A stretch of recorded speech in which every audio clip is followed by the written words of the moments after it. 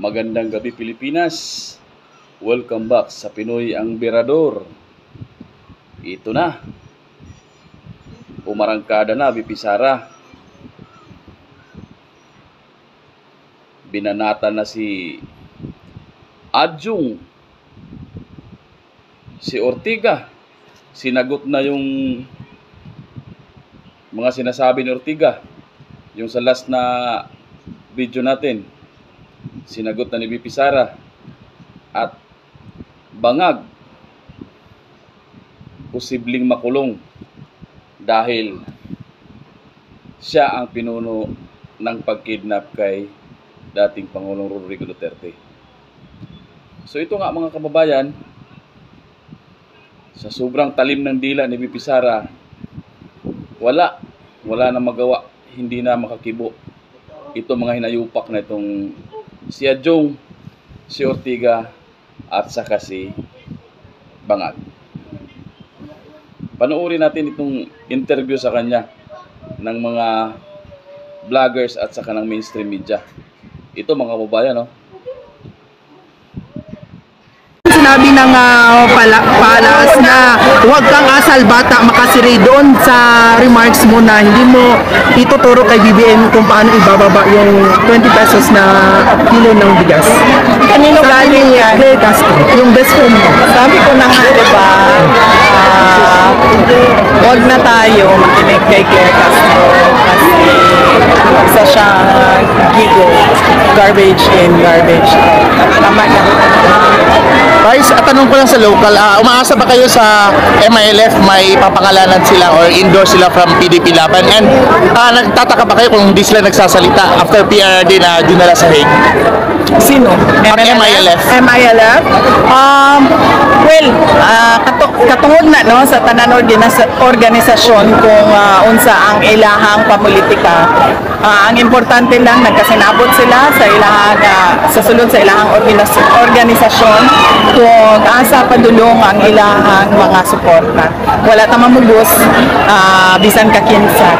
Kita nagapresenta lang sa katauhan kung paunsa sila una magpili og mga leaders, base lang sa historical mistakes nato in choosing our leaders. And next is wala sila nabanggit about after your father na straight na vote sa PDP, sa Duterte Senators. VP, according kay Congressman Adyong Salanao po, urge Vice President Sara Duterte to stop her shame campaign against administration candidate and call on a political leader to restore decency, dignity, and civility in the conduct of electoral campaign. Anong reaction mo dito? Okay, pahiram ko sa mga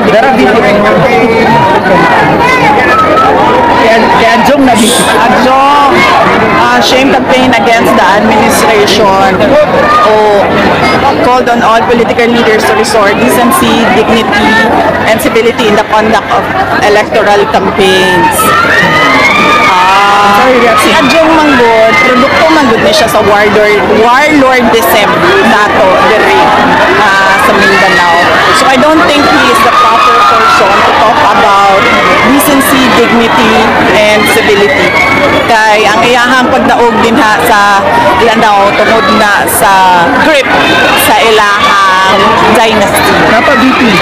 Next, contrary to her very outspoken nature, House Deputy Majority Leader Paulo Ortega, the 5th of La Union on Monday said impeached Vice President Sara had seemingly adopted what may be described as a deafening silence when China made illegal activities in the Philippines, Sandy Cay, which is part of the Spratly Group of Islands.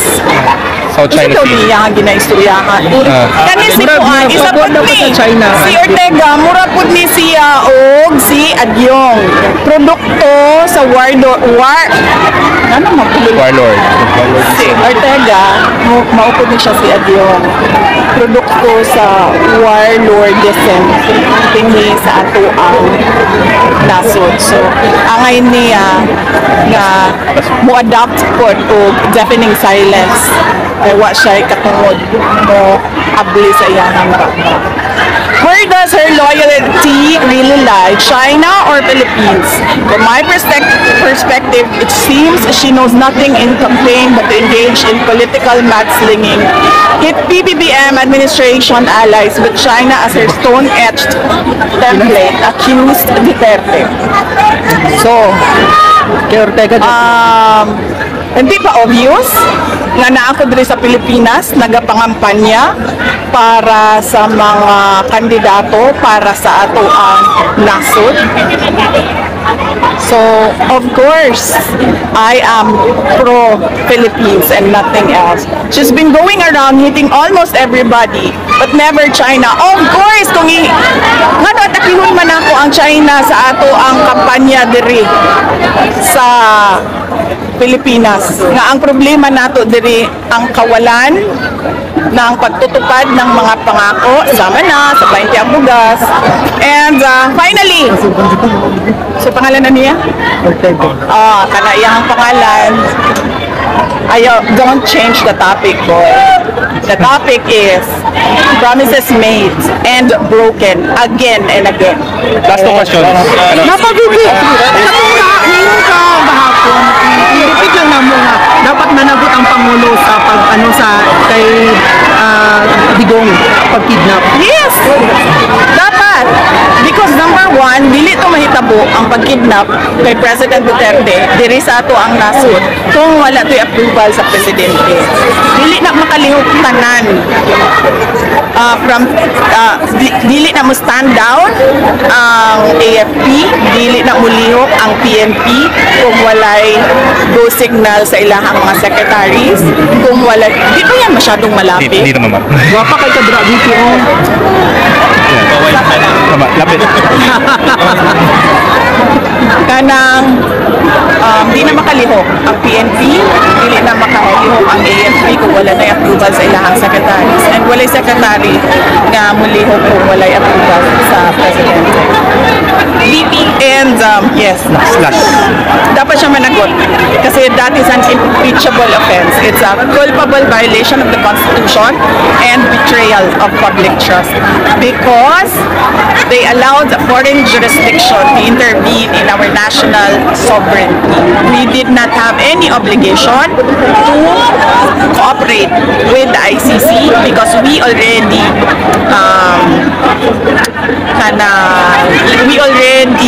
filed our petition to withdraw from the ICC, and walay jurisdiction ang ICC para mabuhat ang investigasyon kay President Rodrigo Duterte o Vicente Quezon.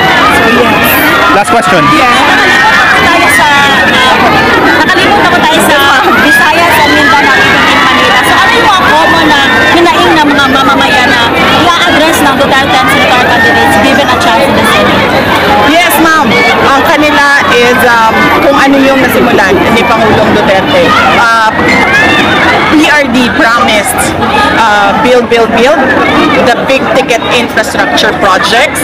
PRD promised peace and order sa ating bayan. And naturally, when there is peace and order, development o kalambuan, kaunlaran ay sumusunod din. Mag-attend po tayo sa iba pang remaining PDP rallies po with Kitty Duterte. Hindi ko pa, wala pa akong schedule pagkatapos Toma kasi ito pa lang yung katapusan ng schedule namin mula Visayas, mula Leyte papuntang North Cotabato. So mag-schedule pa kami ng aming mga gagawin sa May 7, May 8, May 9 at May 10. Thank you.